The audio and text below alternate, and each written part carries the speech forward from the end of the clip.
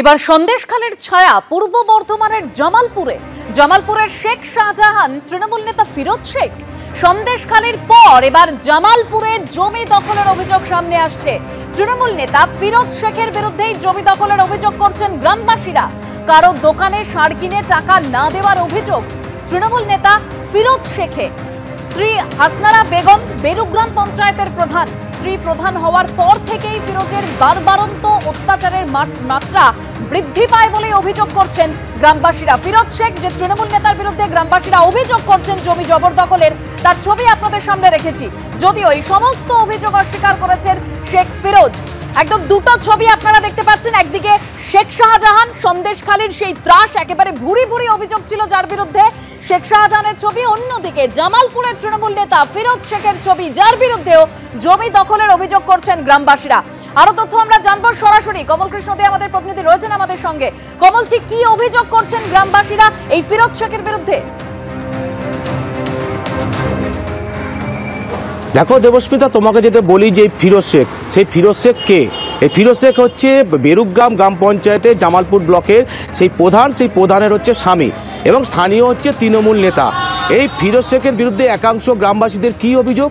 একাংশ গ্রামবাসী যেটা অভিযোগ করছেন, রীতিমতো ফিরোজ শেখ এবং তার বাহিনী এলাকায় সন্ত্রাস চালাচ্ছেন। কীরকমভাবে সন্ত্রাস চালাচ্ছেন, যেটা স্থানীয় গ্রামবাসীরা অভিযোগ করছেন যে কারোর জমি জোর করে দখল করে নিয়েছেন, তাকে টাকা দেওয়ার কথা থাকলে টাকা দেননি, এবং পাশাপাশি বিভিন্ন দোকান বা ব্যবসাদারের কাছ থেকে টাকা নিয়েছেন, সেই টাকা কোনোরকমভাবে বারবার টাকা করা সত্ত্বেও দিচ্ছেন না। এমনই অভিযোগ আসছে যে কৃষিকার্যের জন্য সার কিনেছেন এবং 1 লক্ষ টাকারও বেশি মূল্যের সার কিনেছেন। তারপর সেই ব্যবসায় যেটা অভিযোগ যে দীর্ঘদিন ধরে তারা সারের টাকা চাইছেন কিন্তু পাচ্ছেন না, এবং সেই ভয়ে সন্ত্রস্ত হয়ে সেই সমস্ত গ্রামবাসীরা আছেন। এবং তারা যেটা আরও বলছেন যে এতদিন ধরে তারা কোনো রকম অভিযোগ করতে পারেননি, কিন্তু গত মাসে বা গত 1 মাস আগে তারা কিন্তু পুলিশ সুপারের কাছে একটা মাস পিটিশন দিয়েছেন এবং সেখানে অভিযোগের পুঙ্খানু বর্ণনা দিয়েছেন। এমনই অভিযোগ করছেন গ্রামবাসীরা। সেখানে তারা অভিযোগ করেছেন যে কীরকমভাবে ফিরোজ শেখ সেই এলাকার বাহিনী নিয়ে এলাকায় সন্ত্রাস চালাচ্ছেন, কখনো জোর করে কারোর জায়গা দখল করে নিচ্ছেন এবং কারোর কাছ থেকে দোকানে মালপত্র কিনে দিচ্ছেন না, এবং স্থানীয় যে মসজিদ আছে তার একটা জায়গা ছিল, সেই জায়গা হচ্ছে কীরকমভাবে দখল করে নিয়েছিলেন। পরবর্তী ক্ষেত্রে স্থানীয় গ্রামবাসীদের উদ্যোগে সেই জায়গা আবার পুনরুদ্ধার করা হয়। কোথাও ব্যবসাদারের টাকা নিয়ে সেই সমস্ত টাকা দিচ্ছেন না, এরকম বিভিন্ন ধরনের অভিযোগ। এবং সাধারণ মানুষের যেটা বক্তব্য, এলাকায় ভীত সন্তুষ্ট হয়ে আছেন। এবং যদিও আমরা ফিরোজ শেখের সাথে কথা বলেছিলাম, ফিরোজ শেখ যেটা বলছেন যে তার বিরুদ্ধে যে সমস্ত অভিযোগ উঠছে, এই সমস্ত অভিযোগ পুরোপুরিভাবে মিথ্যা, এই সমস্ত অভিযোগের কোনো ভিত্তি নেই, এবং তার বিরুদ্ধে পরিকল্পিতভাবে এবং পরিকল্পনা মাফিক তাকে ফাঁসানোর চক্রান্ত করা হচ্ছে। যদিও পুলিশ ইতিমধ্যে সমস্ত ঘটনার তদন্ত শুরু করেছে। দেবস্মিতা, ধন্যবাদ কমল। ফিরোজ শেখ, যার ছবি আপনারা দেখতে পাচ্ছেন, এই ফিরোজ শেখের বিরুদ্ধেই গ্রামবাসীরা জমি জবরদখলের অভিযোগ করছেন। একেবারে সন্দেশখালীর পর এবার জামালপুরের ঘটনা, যেখানে জমি দখলের অভিযোগ সামনে আসছে। তৃণমূল নেতা ফিরোজ শেখের বিরুদ্ধেই এই জমি দখলের অভিযোগ। জোর করে গ্রামবাসীদের জমি জবরদখল করেছেন তৃণমূল নেতা ফিরোজ শেখ, এরকম গ্রামবাসীরা তারা অভিযোগ করছেন। কারো দোকানে সার কিনে টাকা না দেওয়ার অভিযোগ। তৃণমূল নেতা ফিরোজ শেখের স্ত্রী হাসনারা বেগম বেরুগ্রাম পঞ্চায়েতের প্রধান। স্ত্রী প্রধান হওয়ার পর থেকেই ফিরোজের এই বারবারন্ত অভিযোগ গ্রামবাসীদের। আমরা কয়েক পুরুষ ধরে এটা ভোগ করছি।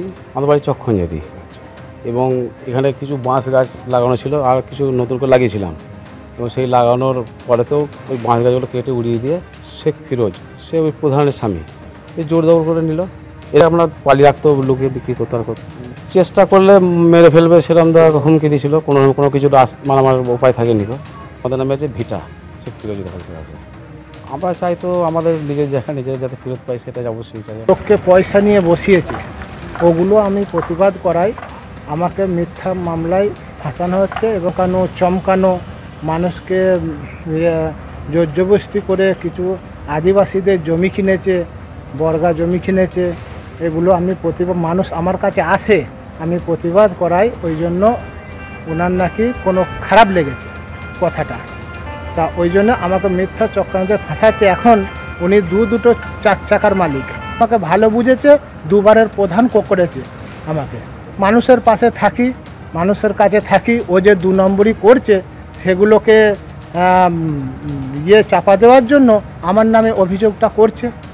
আপনি কি কোনো ব্যবস্থা নেবেন? আমি তো কোর্ট কেস করেছি, যারা অভিযোগটা করছে তাদের নামে কোর্টে কেস করেছি, মামলা করেছি। আমি এবারে কোর্টের আশ্রয় নিয়ে আমি দলকেও জানাবো লিখিতভাবে, দল যাতে ব্যবস্থা নেয়। বিষয়টা জানি না এটা বলবো না, কিছুদিন আগে থেকে জানতে পারি এবং সেই জিনিসটা আমি ব্লক সভাপতি, এমএলএ, আমাদের জেলা সভাপতি সবাইকে জানিয়েছিলাম। তারপর গ্রামবাসী আমার কাছে অভিযোগ নিয়ে আসে মক্তবখানা নিয়ে, এছাড়া অভিযোগ আছে বিভিন্ন জায়গার যারা জমি জায়গার ব্যাপারে, কতটা সত্য কতটা মিথ্যা সেটা তো পরে যাচাই করার ব্যাপার। শাস্তি দেওয়ার মালিক হচ্ছে আমাদের দলের যিনারা হেড অফ দ্য ডিপার্টমেন্টে বসে, আমি তো একটা ন্যূনতম অঞ্চল সভাপতি। তা ওনারা যেটা চিন্তাভাবনা নেবেন সেটাই আমি অগ্রাধিকার